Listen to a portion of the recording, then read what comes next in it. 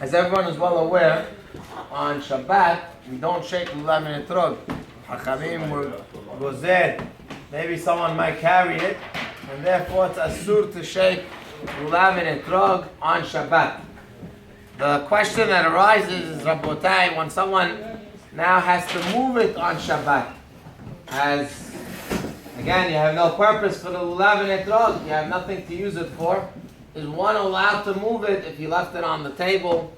If you left it in the shul, could we move it and put it away on Shabbat? So the halakha says as follows. In regards to the etrog, halakha says that one may smell the etrog, ma'ikar adin. One is allowed to smell it. It's a question whether or not a person makes a beracha on the etrog while smelling it.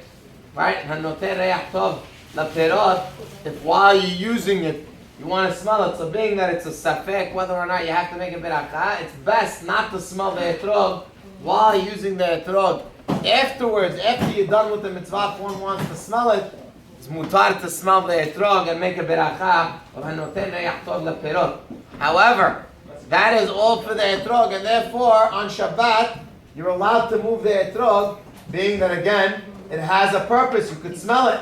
You can't eat it. Halakha says that it's muktze for eating, but for smelling, it's mutar.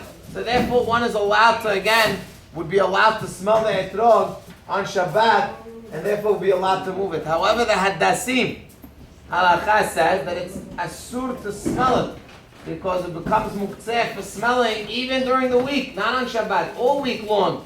It becomes asur for smelling. And therefore, since a person is not allowed to smell the haddasim, you can't make a beracha on them, can't smell them. Obviously, the lulav and the aravot have no smell, so for sure you can't smell them because there's nothing to use them for. So in that case, the lulav, haddasim, and the aravot become asur to move, they become muktze. So therefore, the correct thing to do is to make sure you put your lulav and etrog in a right place, that it's going to stay there for the entire Shabbat, in order that one does not have to move it on Shabbat, especially in the shuls, where again, many times, you're going to leave your lulav in the middle of nowhere, in the middle of where people need to pray, so therefore you're going to end up causing other people to move the lulav on Shabbat.